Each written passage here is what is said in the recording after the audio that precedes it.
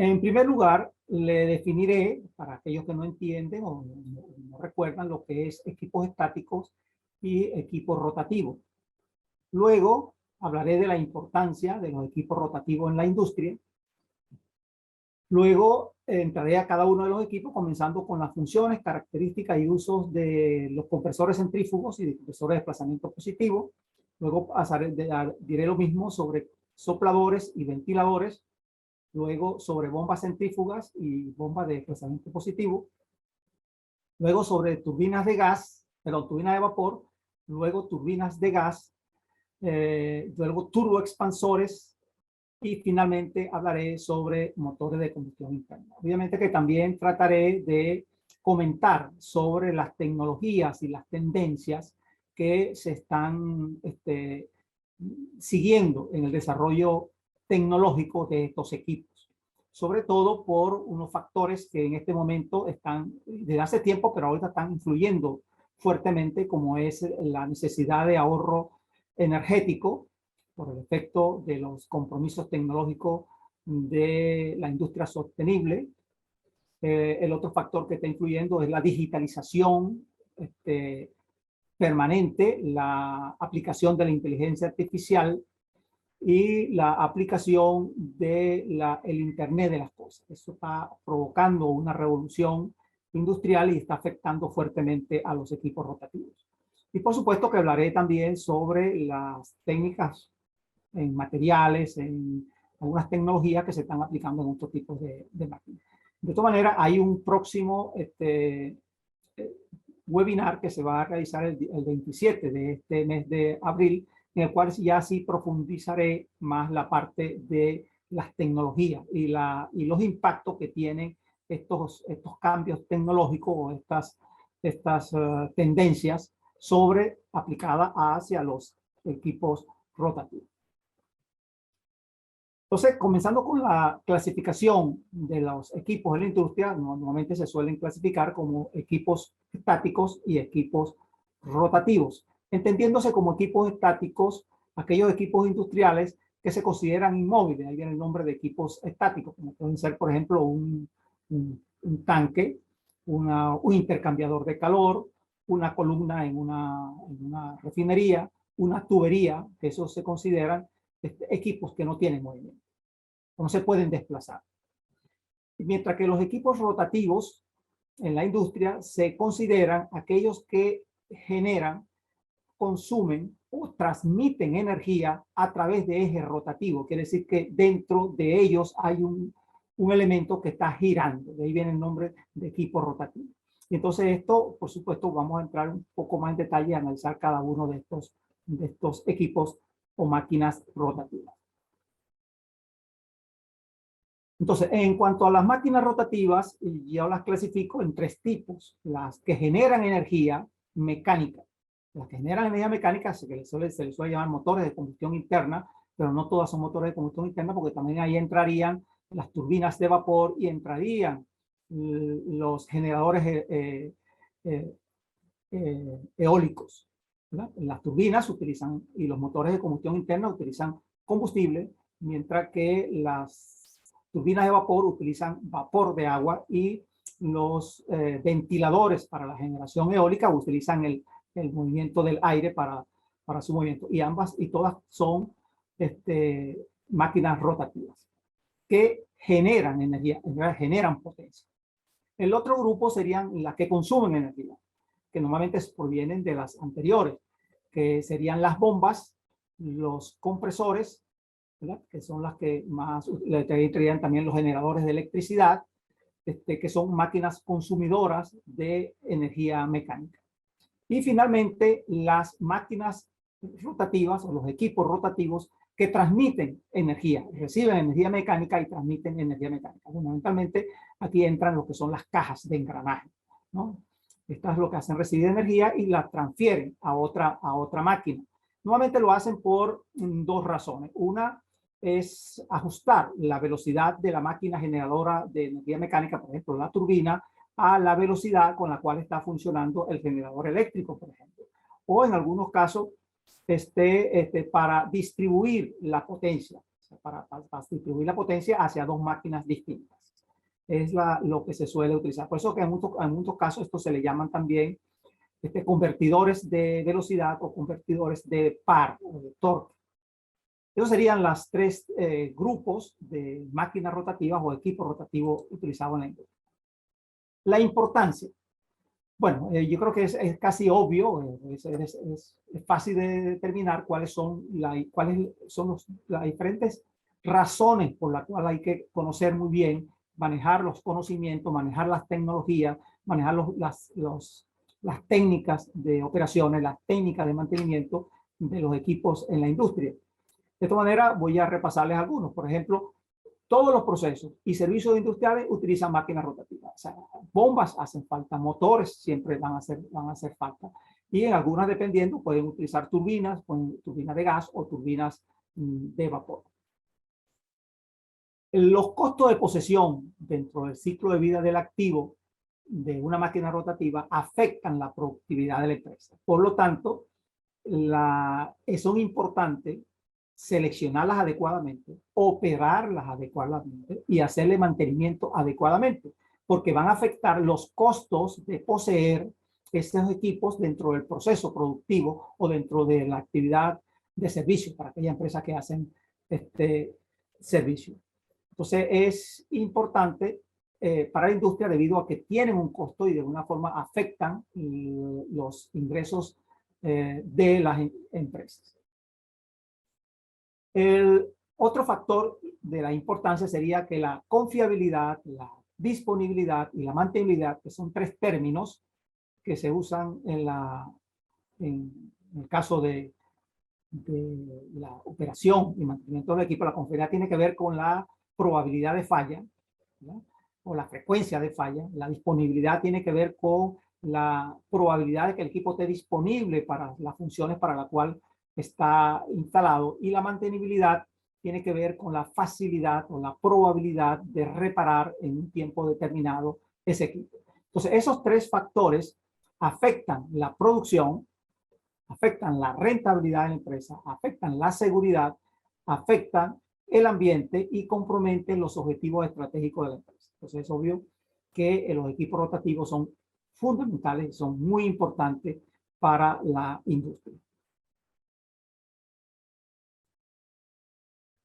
Ahora sí vamos a entrar ahora a los equipos. Vamos a comenzar con los compresores. Entonces, los compresores lo podemos clasificar como compresores dinámicos y compresores de desplazamiento positivo. Los compresores dinámicos se dividen en compresores centrífugos y compresores axiales. El nombre viene fundamentalmente por la dirección que sigue el flujo dentro de la máquina, por el elemento que le transmite energía y del aprovechamiento o no de la fuerza centrífuga. Así podemos decir que los compresores centrífugos se dividen en compresores de flujo radial y de compresores de flujo mixto.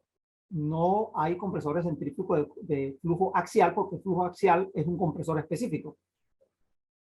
La dirección de flujo tiene que ver con la dirección del eje o la posición del eje. Cuando el fluido que se está comprimiendo sigue la dirección del eje, es el compresor axial. Pero cuando es distinta, cuando el flujo entra en la dirección axial y cambia de dirección hacia la dirección radial, si es completamente radial la salida, se le llamará compresor de flujo radial. Y si es entre el radial y el axial, que hay una variedad, por supuesto, se le va a llamar de flujo mixto. En términos general, nuevamente en la industria, solemos llamar centrífugo a todos los que no son axiales, no solamente a radial. Entonces, eso quiero que lo vean, y ahí en la figura pueden ustedes observar en la parte inferior cómo aparece lo que es el compresor centrífugo radial, de salida radial hacia arriba. El intermedio tiene una salida a 60 grados, ¿verdad? Medida con respecto al horizontal hacia abajo, y el tercero de la derecha tiene una salida a 45 grados. Estos serían flujos mixtos, ¿no? Pero ya le dije, en la industria normalmente se suelen llamar a todos compresores centrífugos. El compresor axial es un compresor cuya configuración interna es diferente, muy diferente a los centrífugos, porque incluso la forma de los álabes tienen una figura donde se ve un compresor axial, ¿no? Que es un eje y hay unas ruedas con una serie de álabes, ¿no? Por el cual, a través del cual va pasando el gas y va recibiendo la energía y va aumentando su presión. Los desplazamientos positivos vamos a dejarlo más al final, más tarde, más adelante, cuando yo le hable de la descripción de ellos. Entonces ahí voy a hablar de compresores de desplazamientos positivos alternativos y compresores de desplazamientos positivos rotativos. Y vamos a centrarnos en los compresores centrífugos, ¿no? Y la característica operacional o la forma como funcionan los compresores centrífugos es la siguiente. El fluido entra nuevamente en forma axial. En la figura de arriba pueden tener un compresor centrífugo de una sola etapa, ¿verdad?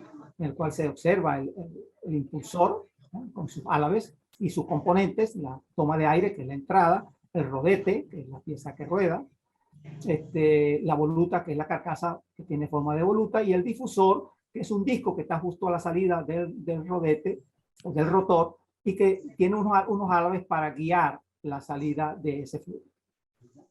El principio de funcionamiento es el siguiente. El fluido es succionado, ¿verdad? Debido al movimiento que tiene ese rotor, o esos álabes, que crean una depresión. Debido a esa depresión, el fluido se mueve hacia adentro y tan pronto entra en contacto con el elemento rodante le transmite un impulso o una cantidad de movimiento y eso lo hace que gire. El fluido, en este caso el gas, va a empezar a girar y va a aparecer en ese momento la fuerza centrífuga. Todos sabemos, o deberíamos saber, de que cualquier objeto que gire, ¿verdad?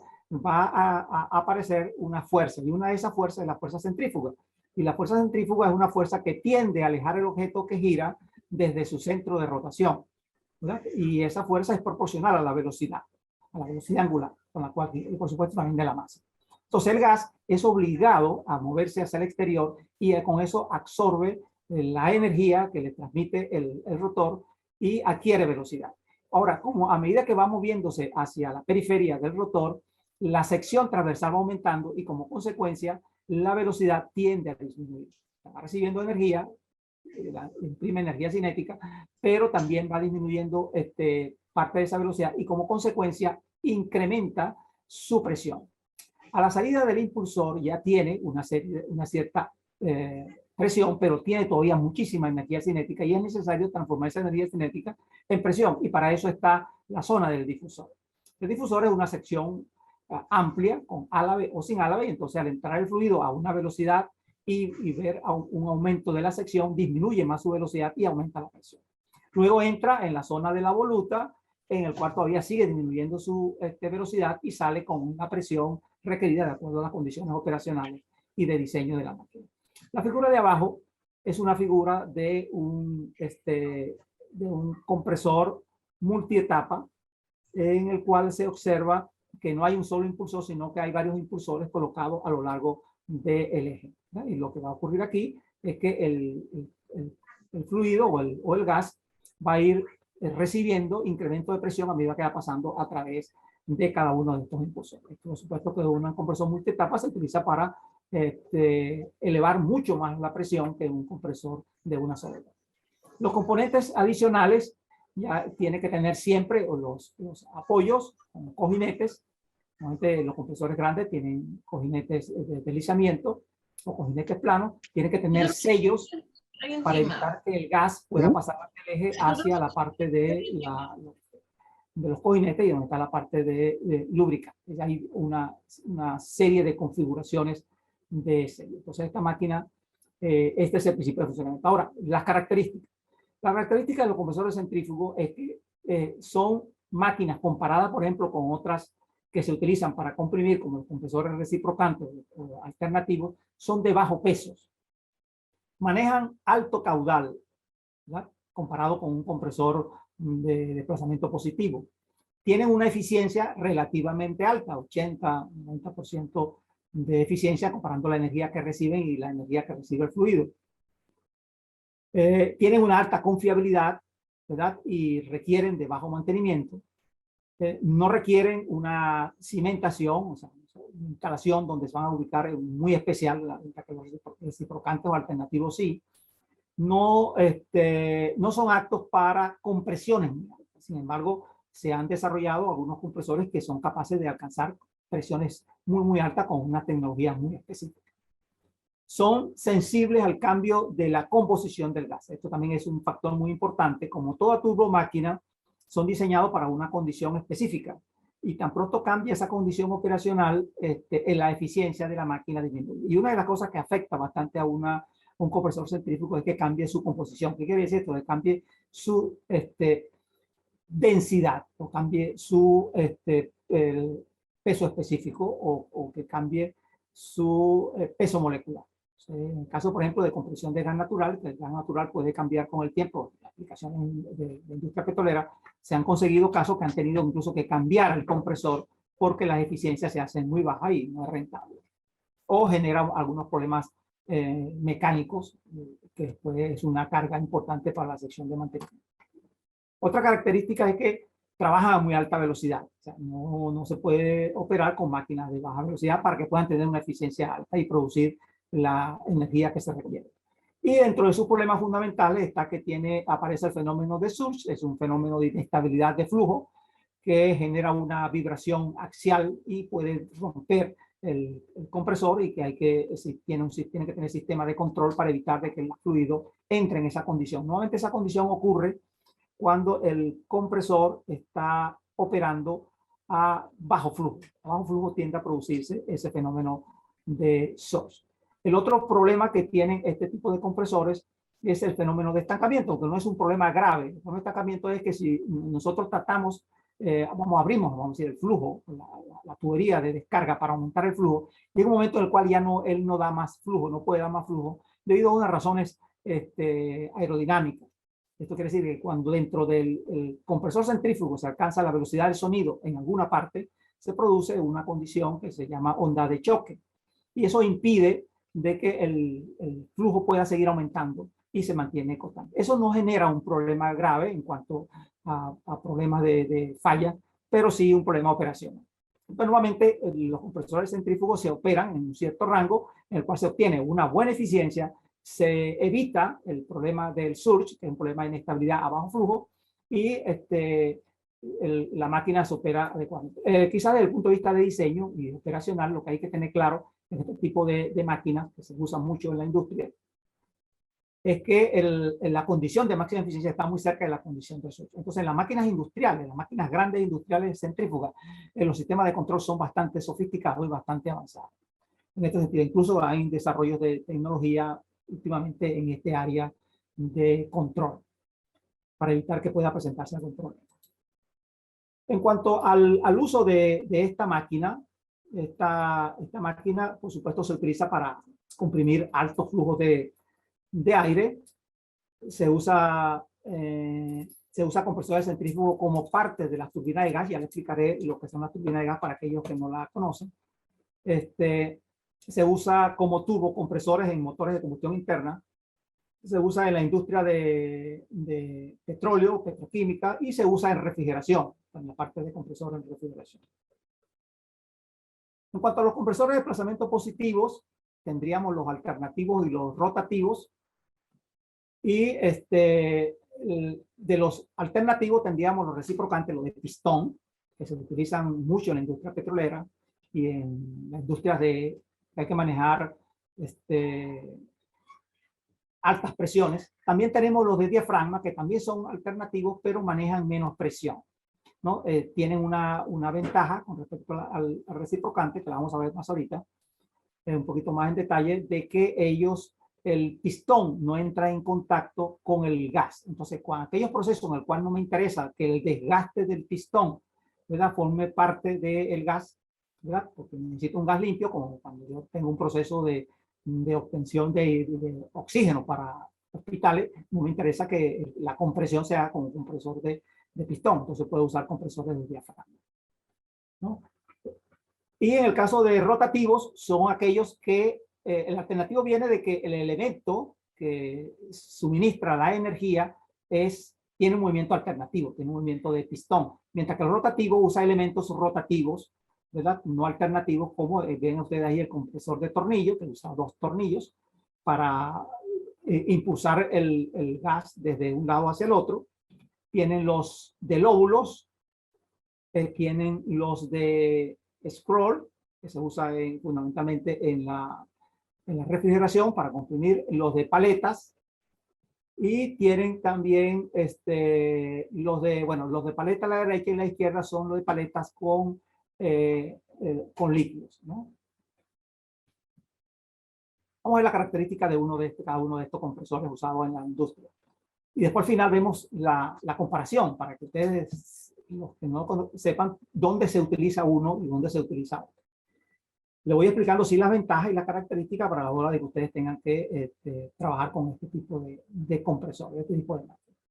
Bueno, los compresores reciprocantes industriales, ¿no? Que como este que vemos aquí, vemos que tiene un cigüeñal, que es este eje que está en donde recibe la energía mecánica, la transmite a través de la biela y a través de este apoyo que vemos aquí, que se le suele llamar cruceta, ¿no? Se transmite a través de un vástago, una barra, al pistón que está aquí dentro del cilindro donde se produce la compresión.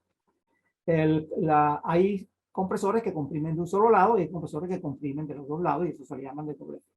Pero no vamos a entrar tanto en detalle en la descripción, ya en un webinar posterior o aquellos que estén interesados en participar en nuestros cursos de equipo rotativo o en el próximo diplomado que estaba próximo a iniciarse el 14 de marzo de este año, pueden, estudiar con mucho más profundidad estos aspectos ya constructivos y tecnológicos.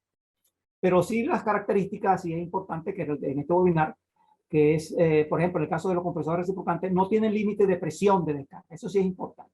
El uso fundamental de estos compresores es que cuando yo quiero altas presiones, los centrífugos que hablé anteriormente me tienen limitaciones. Pero los reciprocantes prácticamente en teoría no tienen limitación. La única limitación que tienen es, vamos a decir, la que le quiera dar el ingeniero o el fabricante. Pueden trabajar a altas presiones, ¿verdad? Y nuevamente, debido a que pueden trabajar a muy altas presiones, hay que hacer la compresión en varias etapas. Igual los centrífugos, ¿no? Pero los centrífugos lo hacen a menores etapas. La razón es por la siguiente: cuando comprimo, se aumenta la presión y la temperatura. Y la temperatura entonces hace que los materiales puedan entrar en condición de falla y entonces hay que generar un proceso de enfriamiento antes de volver a comprimir. Y entonces comprimimos en varias etapas. Si el gas es condensable, por ejemplo, como el aire, usted comprime en el aire y si lo enfrían se condensa el vapor. Entonces hay que colocar un separador para extraer el agua entre una etapa y otra. Si es el gas natural, de igual forma. Lo pueden haber lubricados, o sea que el pistón, los anillos del pistón son lubricados, pero ya saben que cuando son lubricados, ese aceite va a pasar el gas y va a contaminar el gas. Entonces se utilizan donde no va a haber, o cuando se puede permitir esa contaminación. Por ejemplo, en la industria petrolera si comprime gas, o nosotros estamos comprimiendo aire para un proceso industrial en el cual no nos importa mucho de que tenga un poco de aceite. Pero cuando no necesita el aceite, entonces utilizamos los no lubricados. Los no lubricados simplemente lo que pasa es que el anillo, en vez de ser de acero, se le hace de teflón. Y por supuesto, como consecuencia de eso, el teflón se va a desgastar más rápido y además no tiene lubricación y va a tener una vida útil más corta. Esa sería la característica. Los compresores de doble acción y de una etapa o compresores múltiples, dentro de los compresores en general, pudiéramos decir que los compresores alternativos son los compresores más eficientes en cuanto al aprovechamiento de la energía. Eso también es un factor importante a la hora de seleccionarlo. Por supuesto, si dentro del rango de flujo que pueden manejar, porque una de las, vamos a decir, de las limitaciones que tiene el reciprocante es que es capaz de manejar un límite de flujo. Los límites de flujo, por supuesto, dependen del tamaño, pero tienen limitaciones de flujo. Mientras que un centrífugo de un tamaño más o menos equivalente a un reciprocante, si lo pudiéramos comparar, maneja muchísimo más flujo, pero suministra menos presión. Entonces, también este tipo de máquinas industriales son por lo general más costosas y comparado con las otras máquinas rotativas que pueden ser comparables con ellas. Los usos Los lubricados se usan para comprimir gases de alta presión, donde no haya problema con la contaminación, y los no lubricados para también comprimir alta presión, pero que no se permite el uso de lubricantes. De todas maneras, se van a contaminar con algo de partículas de teflón, el material que se está utilizando en los anillos, pero no de aceite. En ambos casos hay contaminación. Los compresores de tornillos, las características que tienen es que pueden ser inundados de aceite, o sea, se le pone aceite para que entre los dos tornillos el aceite sirva de sello, ¿verdad? O pueden ser sin aceite. Entonces, por supuesto que los que tienen aceite van a comprimir mejor, van a ser más eficientes, pero tienen el problema de que contaminan el gas. Y los que no usan el aceite, entonces no contaminan, pero van a tener limitaciones de las presiones que pueden manejar. Ahí pueden ver ustedes los rangos de aplicación, ¿verdad? Varían entre 5 y 500 HP y pueden producir flujos de gas superiores a los 2500 cúbicos por minuto. También tienen una alta eficiencia comparado con los centrífugos y por lo tanto se utiliza mucho en las aplicaciones de comprimir aire industrial. O sea, cuando se requiere nuevamente en la industria, en una planta, se requiere aire, se suelen usar este tipo de compresores en lugar de los reciprocantes. Entonces, los compresores sin aceite se utilizan en aplicaciones en las que el arrastre del aceite no es aceptable y los inundados se utilizan en aquellas aplicaciones como compresión de aire, refrigeración de gas, procesamiento de hidrocarburos, etc. Ya vieron cuál es la característica. En cuanto al de tornillo y el reciprocante maneja más presión, pero menos flujo. Entonces, pudiéramos decir, de acuerdo a los tres que hemos hablado, menos flujo sería el centrífugo. Luego vendría en flujo el de tornillo y después vendría el reciprocante, ¿no? Todavía menos. Y al revés sería en presión, el reciprocante más presión, después vendría el tornillo y finalmente el centrífugo. Aplicaciones, bueno, esto hay un rango variable, ¿verdad? Pueden llegar hasta 8400 kilovatios y en presiones pueden llegar hasta 60 bares o 870 libras por pulgada cuadrada. El otro compresor alternativo que se utiliza más en la industria, o se utiliza a veces en la industria, es el compresor de diafragma, ¿no?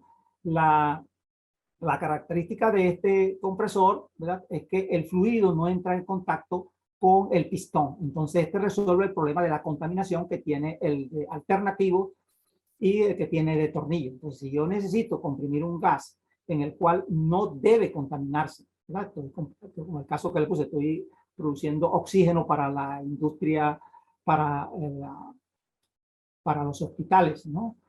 Entonces no puedo usar ninguno de los anteriores y tengo que usar un tipo de este tipo de compresor, ¿no? O un gas o un aire, estoy cubriendo aire para utilizarlo en un proceso en una industria de alimentos. Entonces hay que usar algún tipo de compresor donde no haya contaminación. Esta sería la aplicación de este tipo de compresor. Obviamente que es reciprocante, pero al tener un diafragma, estos diafragmas son metálicos, ¿verdad? Las presiones que pueden comprimir van a ser menores. Las características son, bueno, la cámara de compresión es aislada, por supuesto, del medio exterior. No hay contaminación con el medio exterior. El gas que se comprime no se contamina con aceite, ninguna partícula de abrasivo, no hay fuga de gas, o sea, no que se rompa. El flujo es más bajo todavía que los reciprocantes. Se puede alcanzar altas relaciones de compresión y se requiere un sistema hidráulico adicional, porque entre el pistón y el diafragma va a haber un aceite hidráulico. Entonces eso hay que mantenerlo ahí lleno de aceite con un sistema de bombeo hidráulico que lo mantiene. Y su uso va dirigido, por supuesto, a la compresión de gases puros y gases aire de alimentación. Y en el caso de gases tóxicos, que no nos interesa que esos gases tóxicos entren en contacto o puedan escapar a la atmósfera o entren en contacto con el pistón porque lo pueden dañar. Y en cuanto a la aplicación, en términos generales, todo lo que hablé anteriormente se lo voy a que lo vean visualmente, ¿no? El rango de aplicación de estos compresores. Por ejemplo, los compresores de diafragma son los que tendrían menos flujo y tienen una presión alta. Aquí, por supuesto, los valores tomados de un fabricante pueden llegar hasta 10 megapascal, ¿no? Presiones altas. Y el flujo, en este caso, hasta 10 metros cúbicos por hora. Después tendríamos aquí los de paletas, los de anillos líquidos, ¿no? Que bajarían menos la presión, pero el campo de aplicación del flujo es mayor. Luego tendríamos aquí en amarillo lo que es el compresor de lóbulos, que estaría más o menos, estaría dentro de los compresores de paleta. Ellos tienen la particularidad de que ellos tienden a tener un reflujo, o sea, una pérdida de flujo, van comprimiendo el flujo, se tiende a regresar hacia atrás, entonces por eso tienen limitaciones, pero tienen aplicaciones en la industria también. Los compresores de pistón, el alternativo que hablamos anteriormente, por supuesto, alcanza mayores flujos y alcanza mayores presiones de todos. Aquí hasta el límite, por supuesto, está el mismo límite del compresor de diafragma, pero él puede prácticamente, le dije que no tiene límite de presión máxima. Después vendría lo de tornillos, que abarcaría un rango de presión y de flujo de pistón. Luego tendríamos el compresor de centrífugo, que abarca un rango de mayor flujo todavía. Y finalmente tendríamos los compresores axiales, que hablaré un poco de ellos cuando hable de la parte de turbinas. Ok, lo otro que quería decirles es que obviamente que cuando ustedes están en la industria y van a manejar este tipo de máquinas, la selección, el funcionamiento, ¿verdad? Y la operación de estos equipos deberían adaptarse a las normas. Hay una serie de normas, normas técnicas internacionales y regionales que deben utilizarse ustedes a la hora de operar estos equipos, mantener estos equipos y seleccionarlos. O sea, hay normas ISO, hay normas API, hay normas de la ASME relacionadas y ahí tienen ustedes una lista de este tipo de normas. El otro tipo de máquina rotativa que le iba a hablar es la parte de los ventiladores, ¿no? Los ventiladores también son equipos rotativos y ellos se utilizan para mover aire, fundamentalmente.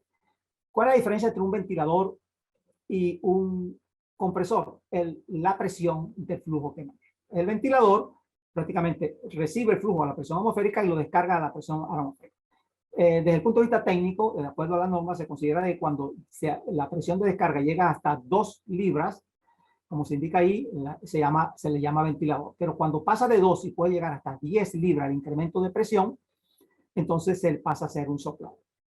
Los ventiladores normalmente son aquellos que trabajan bajo tiro inducido, ¿verdad? Son los que succionan, ¿verdad? Generalmente aspiran del aire, mientras que los sopladores son los que llaman tiro forzado, son los que hay una contrapresión al lado exterior y entonces ellos tienen que comprimir eso cuando queremos suministrar aire, por ejemplo, a un horno, ¿verdad? Entonces hay una presión en el horno y contra eso hay que ir y en este caso se le llaman sopladores porque se requiere una cierta presión. Ahí ven ustedes las varias formas de los rotores, de los sopladores. Hay centrífugos, hay radiales, hay diferentes configuraciones. Y el uso, normalmente el uso va hacia el sistema de ventilación, calefacción o aire acondicionados, ¿no? También para alimentar hornos, reactores en plantas de proceso donde se requiere aire para la combustión, fundamentalmente, ¿no? Se utilizan este tipo de máquinas. Pasemos ahora a las bombas. En el caso de las bombas también se diferencia entre bomba dinámica y bomba de desplazamiento positivo, ¿no? Y de las bombas dinámicas estaríamos la centrífuga. Aquí no se habla de las axiales como se define en los compresores, sino se llaman bombas periféricas. Todas las demás se meten en la centrífuga y las bombas especiales. Vamos a ver de qué estamos hablando. Las bombas centrífugas son las que vemos allí. Ahí entraría lo que son la bomba radial, que ya es la que tiene de flujo de salida radial, la bomba axial, ¿no? Que es la que tiene flujo de bomba axial, y la mixta que estaría entre los dos. La bomba periférica es una bomba que se utiliza mucho en bajo flujo, ¿no? Dense cuenta que no tiene unos árabes como los anteriores, sino que tiene como unas ranuras, ¿no? Y eso, por ahí el fluido va a ser impulsado. Eso es lo que llama bombas periféricas.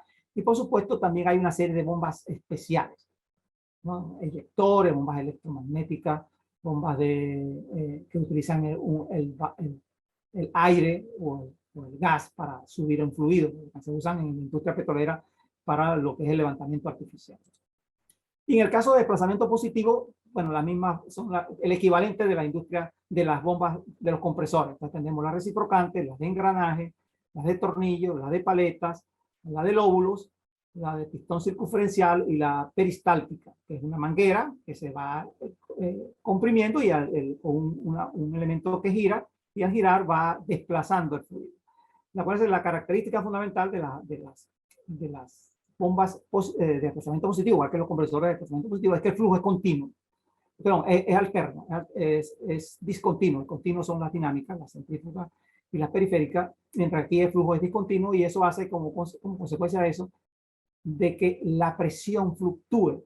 Hay una fluctuación de presión a la descarga. En la dinámica no ocurre eso. Entonces, no voy a explicar el desplazamiento positivo porque el principio es exactamente el mismo que lo que hablamos para los compresores de desplazamiento positivo. Simplemente que aquí se maneja líquido en vez de gas. Por supuesto que eso afecta a las características de diseño, pero no vamos a entrar en esa parte. Si comparamos las bombas centrífuga y las bombas de desplazamiento positivo, pudiéramos recalcar, por ejemplo, de que las bombas de desplazamiento positivo poseen un impulsor con álave, mientras que las de desplazamiento positivo tienen unos elementos que tienen unas cavidades en las cuales succionan y descargan un fluido. La bomba de desplazamiento positivo tiene limitaciones en cuanto a las viscosidades de los fluidos que pueden manejar, mientras que la bomba de desplazamiento positivo puede manejar fluidos de alta viscosidad. Esa quizás es una de las principales ventajas que tiene las bombas de desplazamiento positivo. Una desventaja que tiene la bomba de centrífuga es que necesitan que esté llena completamente de fluido para poder operar, porque si no está lleno, la cámara donde está el impulsor, aunque la ponga a girar, no llena. Entonces es necesario cebarla, lo que se llama cebarla, que es llenarla. Mientras que la bomba de desplazamiento positivo no hace falta eso, ellas son autocebantes, succionan aún sin tener eso. El flujo manejado depende de la presión a vencer el sistema, mientras que en la centrífuga, en el desplazamiento positivo, mantiene el flujo aproximadamente constante a cualquier presión del sistema. O sea, el sistema influye muy poco, la presión influye muy poco en las bombas de desplazamiento positivo. Tienen una elevación, o sea, una energía de elevación baja y media, mientras que, por supuesto, las bombas de desplazamiento positivo tienden a producir mayores presiones. Las centrífugas operan con flujo medio y alto, y mientras que las de desplazamiento positivo son las que tienen menos flujo. Las centrífugas necesitan más velocidad, la de desplazamiento positivo necesita menos. En cuanto al peso, por unidad de volumen, las centrífugas son las que menos pesan. En cuanto a la capacidad para manejar fluido con partículas sólidas, ¿verdad? Las centrífugas tienen muy buena capacidad por eso, porque no tienen el elemento la cavidad y válvulas en la de descarga y de succión. Entonces pueden manejar fluidos sucios, vamos a decirlo así, mientras que las de desplazamiento positivo no tienen tanta capacidad. En cuanto a los costos, la bomba centrífuga produce menos costo de mantenimiento por unidad de potencia. Y en cuanto al costo de la máquina, ¿no? Las centrífugas también tienden a ser menos costosas. Pero obviamente que las de desplazamiento positivo se utilizan fundamentalmente por las altas viscosidades que son capaces de manejar, o cuando las presiones que se requieren son muy altas, entonces ya no se puede lograr con una centrífuga.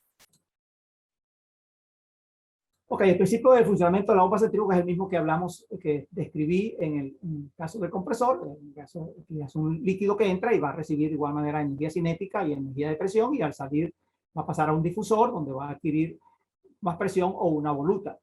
Lo que sí quería comentarles es lo que está aquí a la derecha, que es, ellas tienen una curva característica como la que aparece allí, en la cual se observa de que hay una altura asociada a un caudal, ¿no? A medida que aumentamos el caudal, disminuye la presión. Y es importante tener claro que si usted ponen a operar la bomba a muy bajo flujo, va a haber una tendencia a incrementar la temperatura. Si lo ponen a trabajar a muy alto flujo, entonces tiende a producir vibración por el problema de las fuerzas de inercia, y a producir cavitación por la del alto flujo y altas pérdidas en la succión. Entonces siempre hay un punto que es la zona verde, que es el punto de máxima eficiencia.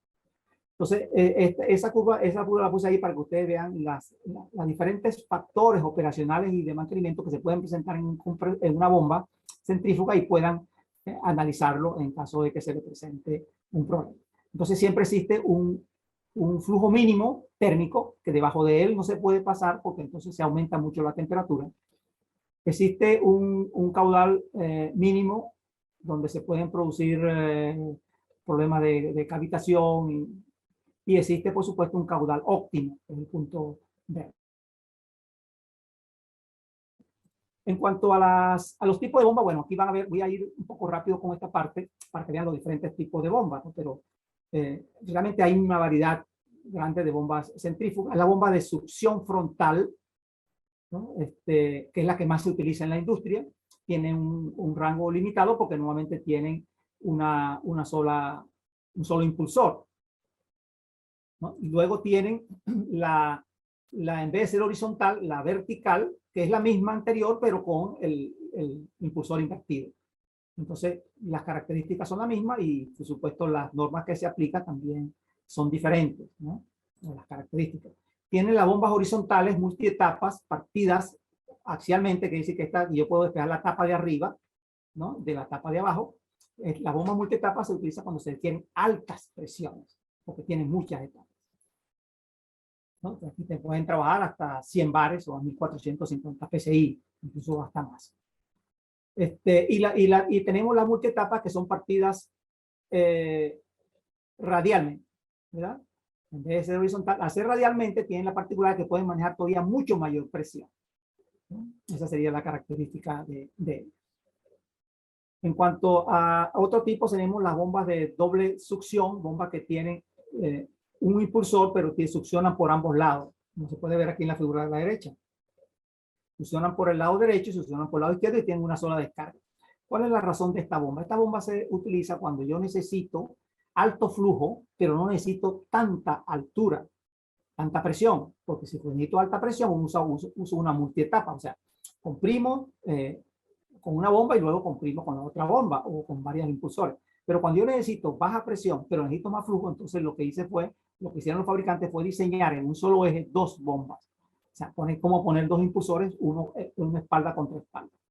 Y con eso lograron aumentar el flujo y mantener una buena presión. Tiene una ventaja muy importante, que es que son usadas para manejar relativamente alto flujo y relativamente bajas presiones, bajos cabezales de presión. Y son diseñadas para balanceo hidráulico. Quiere decir esto que ellas, en teoría, no van a tener fuerzas de empuje axiales, ¿no? Eso hace que sus cojinetes sean más pequeños. Y la otra cosa muy importante es que tienden a cavitar menos, ¿verdad? Este tipo de bombas son hechas para que no se produzca la cavitación. La cavitación, para los que no lo sepan, es que en la succión de las bombas, el fluido puede llegar a evaporarse debido a que baja la presión ahí debido al proceso de succión. Y entonces en ese proceso se producen burbujas y esas burbujas vuelven otra vez a la fase líquida en un proceso de implosión y eso genera desgastes y ruidos y vibraciones. Entonces estas bombas tienen esa característica. Tienen limitaciones para operar a altas temperaturas, sobre todo porque son partidas horizontalmente, las que son partidas horizontalmente, y eso también tiene limitaciones de temperatura. Normalmente las bombas y los compresores que tienen partido horizontalmente no se pueden calentar mucho porque se tienden a deformar, ¿no? Y entonces puede producir fuga. El otro tipo de bomba, para terminar esta parte de bombas, son las bombas verticales. Las bombas verticales se emplean fundamentalmente para bombear, o sea, traer agua de los ríos, ¿verdad? O depósitos que están subterráneos. Bombas de refuerzo, donde se quiere evitar la cavitación, o sea, se succiona con esta bomba y luego se comprime con otra. Las presiones máximas están alrededor de 28 bares, 400 psi, y la principal limitación es la temperatura de operación, que no debe ser muy alta, ¿no? Que se utilizan para extraer líquidos, agua limpia, incluso agua sucia de depósitos. Y aquí vemos, también tienen normas, donde van a seleccionar bombas, a usar normas, bombas tienen que usarlo bajo las normas. Entonces hay normas ISO, normas API y normas ASME para este tipo de máquinas.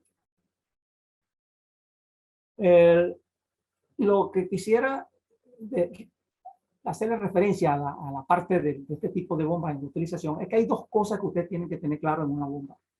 ¿verdad? Una bomba centrífuga, que su utilización, o sea, seleccionar la bomba adecuada, y eso se hace con un parámetro que se llama velocidad específica.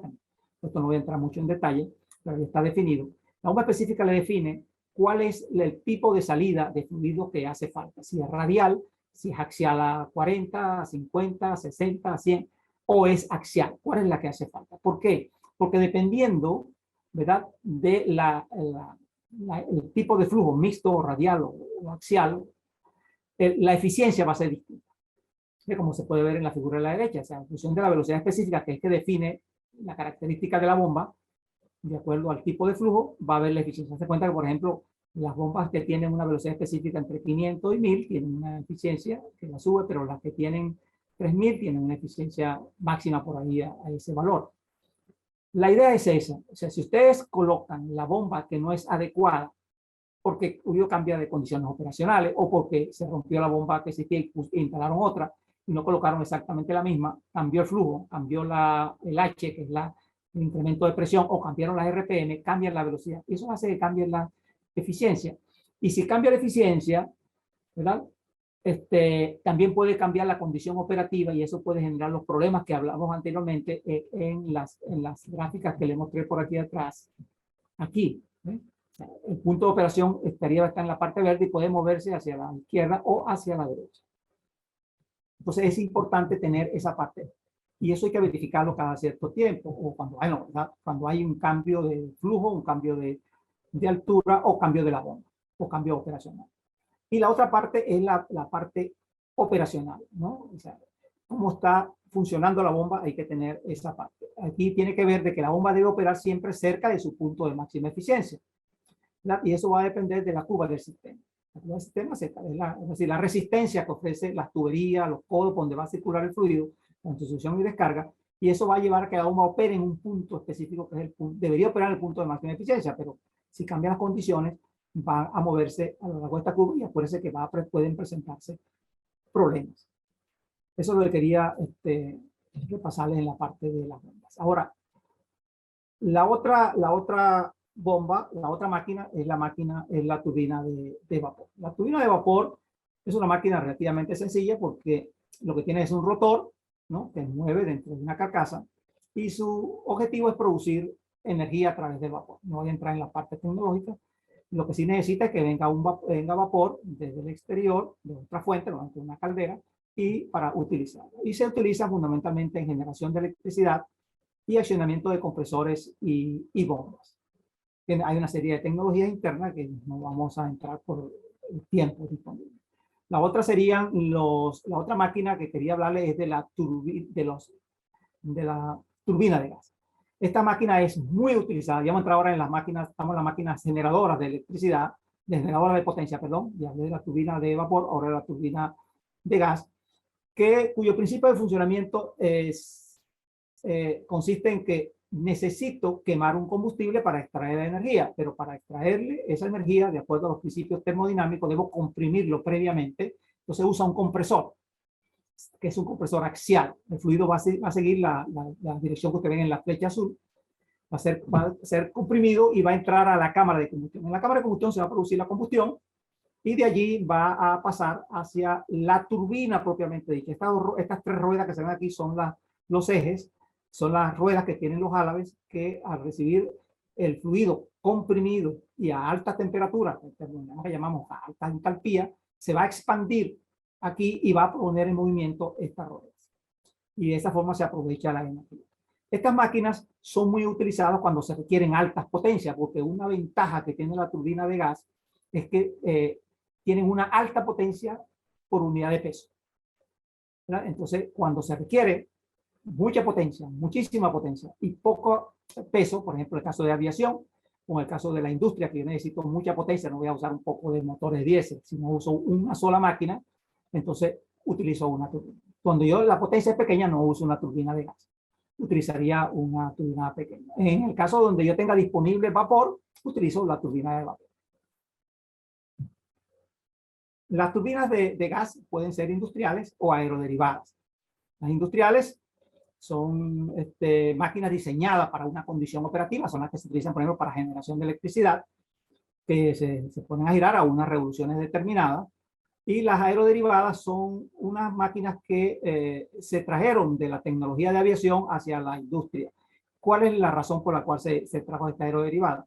Porque la industrial se utiliza para una condición específica, pero cuando yo necesito variar la potencia, variar las RPM de la máquina que me va a mover un compresor, una bomba, la industrial no me sirve porque fue diseñada para trabajar a una RPM constante. Y si la pongo a trabajar en otras RPM, las eficiencias son muy malas y se pueden producir condiciones de fallo. Mientras que las aeroderivadas, como los aviones, aceleran, ¿verdad? Y están diseñadas para eso. Entonces, ellas están adaptadas para utilizar en condiciones donde hay variabilidad operacional. ¿Cuál es la ventaja y la desventaja? Las industriales son más eficientes, pues son diseñadas para una sola condición de diseño, mientras que las aeroderivadas son menos eficientes porque están diseñadas para una variedad de condiciones operacionales. Entonces, el uso fundamentalmente de la turbina es para la parte de generación de electricidad y el accionamiento de compresores, bombas, etc.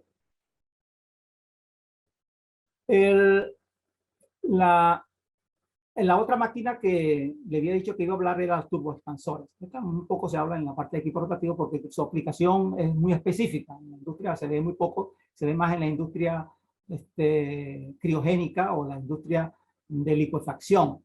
Y se trata simplemente de una turbina, que la parte de la turbina es como un compresor centrífugo al revés, ¿verdad? Donde el gas va a sufrir una expansión, va a sufrir una disminución de presión, y esa disminución se aprovecha metiéndola en una rueda, como ustedes la podrían ver en esta parte aquí de la izquierda, de la derecha, aquí, bueno, en la figura de la derecha, en la parte de la izquierda, ahí el fluido va a entrar por arriba y va a salir por debajo, y como consecuencia de eso va a mover esa rueda que está ahí. Imagínense, es una turbina, puede ser radial o axial. Entonces, como consecuencia de eso, aprovecho la energía en un compresor o una bomba, en lo que quiera. Pero depende de la aplicación del turboexpansor. Mi objetivo principal o mi función principal no tiene por qué ser mover una máquina. Mi función principal puede ser la de bajar la temperatura. Por ejemplo, si yo quiero extraer los líquidos del aire, si quiero separar el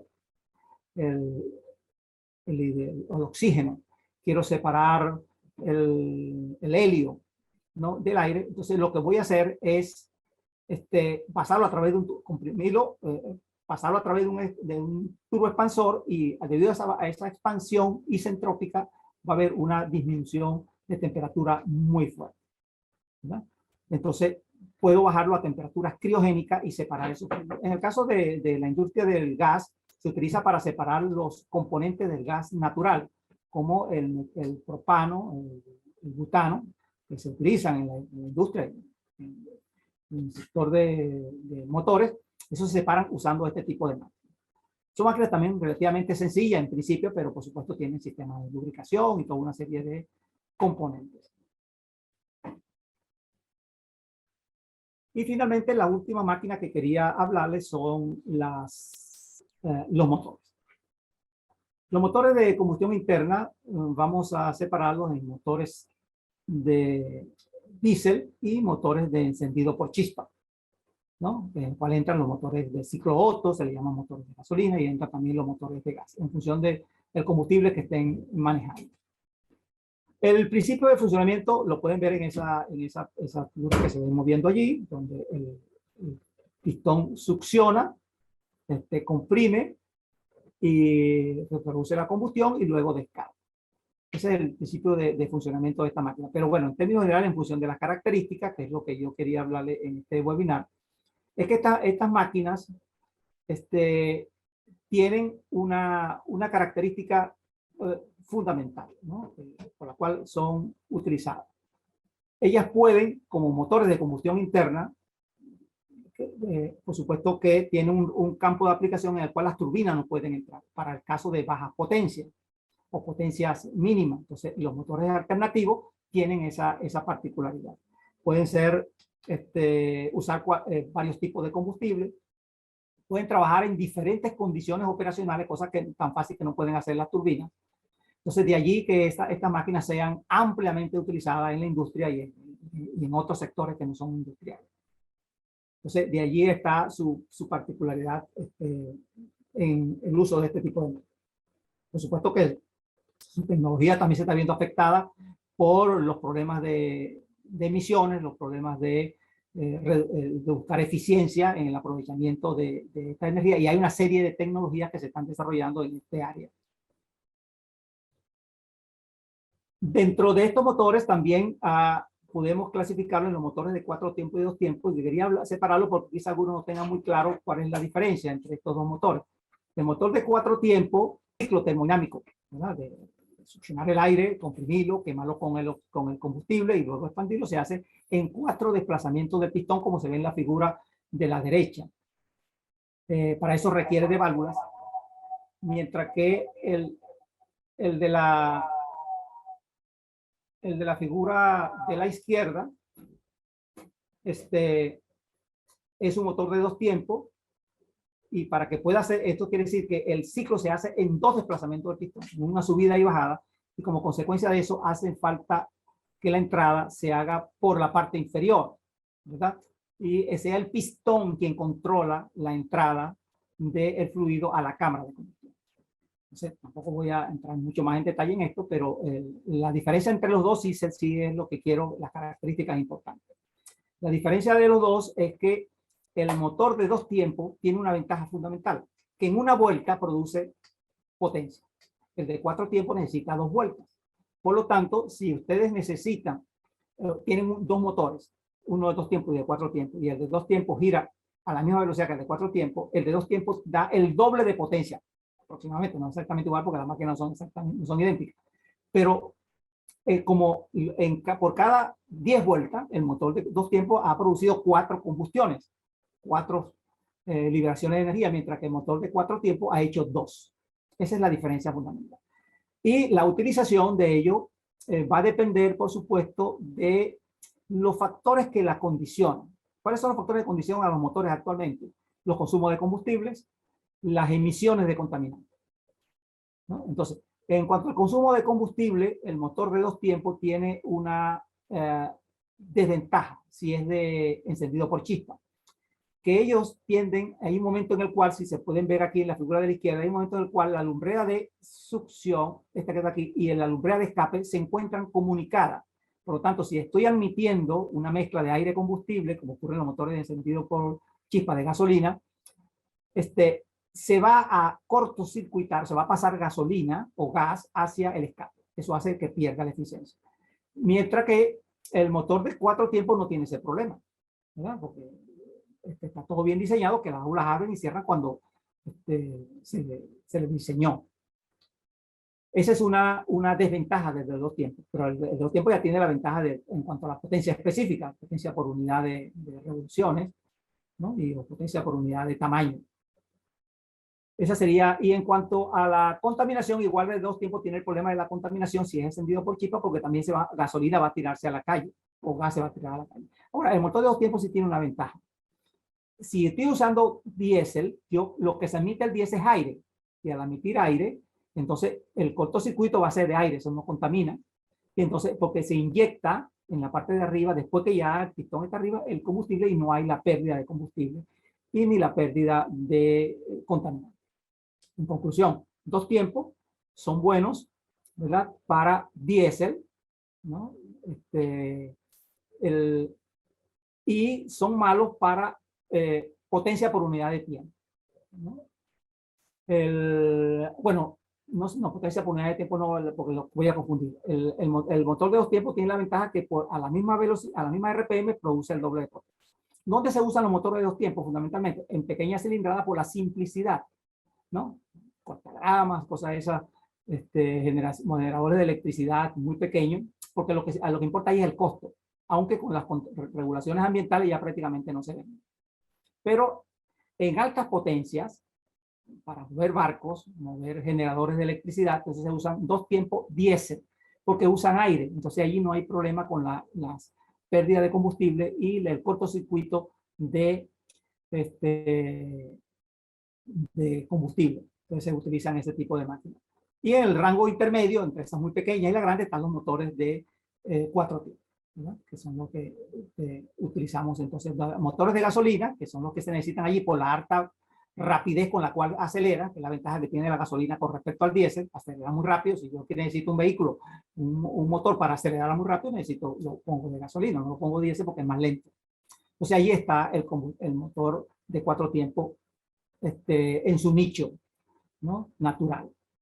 Entonces, esa sería la característica. Entonces, por supuesto, usted tiene que manejar adecuadamente, no voy a tampoco entrar en detalle, los diagramas de presión, volumen, la presión, ángulo de giro del cigüeñal, los ángulos de las levas, todo eso va a influir en la eficiencia de estas máquinas. Entonces, sobre todo eso es lo que se investiga y se mejoran estas máquinas para lograr mayor eficiencia. Hay mucha gente trabajando sobre esto para mejorar la eficiencia tanto de los motores de 2 tiempos como los de 4 tiempos. Ok, con esto entonces finalizo. No sé, me llevó 1 hora y un poquito más de tiempo. Y lo que quería decirles es que lo que quieran profundizar más en esto pueden participar en los cursos del diplomado. El diplomado está formado por 4 cursos, uno en tecnología, lubricación, ajuste, tolerancia y montaje de componentes y equipos rotativos, uno de condición y monitoreo de equipo rotativo, uno de operación y control de equipo rotativo y uno de análisis de fallos. Por supuesto que en cada uno, aquí sí se profundiza más la tecnología. Y ahí está para comenzar el 14 de mayo.